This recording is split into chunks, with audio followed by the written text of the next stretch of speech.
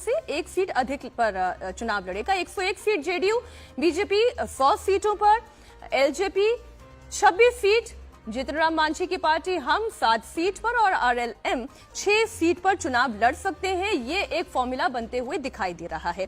अब 2020 की राहुल जी कमजोर जो सीटें रही है उसे भी ए, बी, सी, डी 4 कैटेगरीज में बांटा गया है, जिसमें सी और डी कैटेगरी की वो सीटें हैं जहां पर हार जो है वो 15 से 20% जी।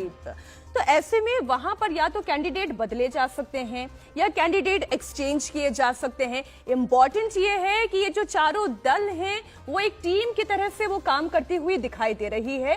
कोर एनालिसिस के साथ ही फिर अनाउंसमेंट किया जाएगा कैंडिडेट्स का।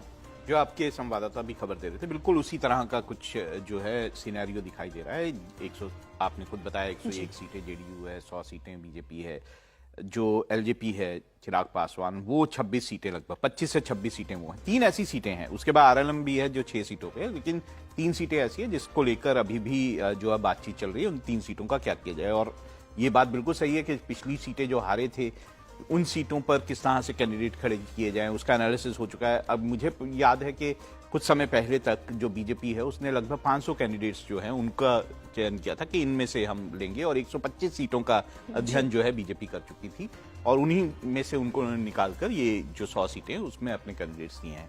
अब ये मुझे लगता है कि आज की बैठक के बाद ये सारा तय हो जाएगा कि कौन कितनी सीटों पर लड़ेगा, कौन सी सीटों पर लड़ेगा। ये भी बात हो रही है कि कौन कौन सी सीटें मोस्टली चिन्हित कर ली गई हैं कि कौन कौन सी सीटों पे कौन कौन लड़ेगा। एक तरफ अभी हमने आपको एनडीए की स्थिति बताई जहां पर सीटों का तालमेल लगभग तैयार दिखाई दे रहा है, वहीं महागठबंधन में अभी भी पिक्चर क्लियर नहीं हो पाई है।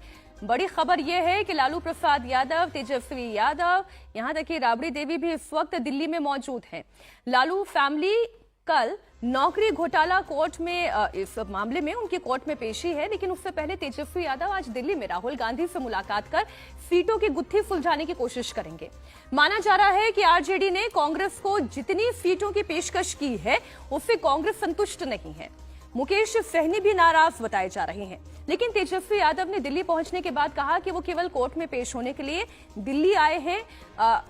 तेजस्वी यादव जो कह रहे हैं वो बात हम आपके सामने एक बार रख देते हैं। नीतीश हमारे साथ जरा जुड़े हुए हैं पटना से। नीतीश, बैठकें होनी चाहिए थी पटना में, सीटों का डिस्कशन होना चाहिए था पटना में, लेकिन यहां पर कांग्रेस पार्टी जो कि कम सीटों पर चुनाव लड़ने जा रही है वो तेजस्वी यादव से कह रहे हैं, आरजेडी से कह रहे हैं भैया हमें बताइए कि कौन कौन कैंडिडेट चुनाव लड़ने वाले हैं। यहाँ तो उल्टी गंगा बहाई जा रही है। बड़ी पार्टी छोटी पार्टी से मांगती है लिफ्ट, यहाँ पर छोटी पार्टी बड़ी पार्टी से मांग रही है। जी हाँ, बिल्कुल। चूंकि बिहार में आरजेडी एक बड़ी पार्टी के तौर पर है, कांग्रेस का जो जनाधार है उस आधार पर देखें तो जाहिर है आरजेडी ही इसमें उस भूमिका में है, और सीटों को लेकर जो पेच है वो अभी तक सुलझा नहीं है। खासतौर से वीआईपी पार्टी की तरफ से लगातार जो है वो दबाव बना हुआ है। कांग्रेस और वाम दल वाले वीआईपी के इस रुख को लेकर काफी नाराज हैं कि आखिर जिस पार्टी का कोई विधायक नहीं, सांसद नहीं, और उससे उस पार्टी की तरफ से इतनी मांगे क्यों की जा रही है। अब तेजस्वी यादव के लिए जरूर ये मुश्किलें हैं, लेकिन तेजस्वी यादव मुकेश सहनी को छोड़ना नहीं चाहते हैं। हालांकि अब जो जितना कम समय बचा है, ऐसे किसी भी दल के लिए इस समय पाला बदलना, छोड़कर जाना या अकेले लड़ना अब ये बिल्कुल संभव नहीं दिखता है। तो ऐसी स्थिति में इतना जरूर है कि गठबंधन बना रहेगा, कहीं कोई परेशानी नहीं आएगी। लेकिन जैसा कि होता है कि चुनाव के वक्त आखिरी समय में पूरी कोशिश की जाती है दबाव देकर अधिक से अधिक सीट हासिल करने की, तो वो कोशिश अभी चल रही है। लेकिन तेजस्वी यादव भी लगातार ये कर रहे हैं कि कोई परेशानी नहीं है, वो पूरे मामले को सुलझा लेंगे। और दिल्ली में जब वो पहुंचे तो वहां उन्होंने मीडिया से बातचीत में कहा है कि अभी वो सिर्फ कोर्ट के बुलाने पर यहाँ पर आए हैं।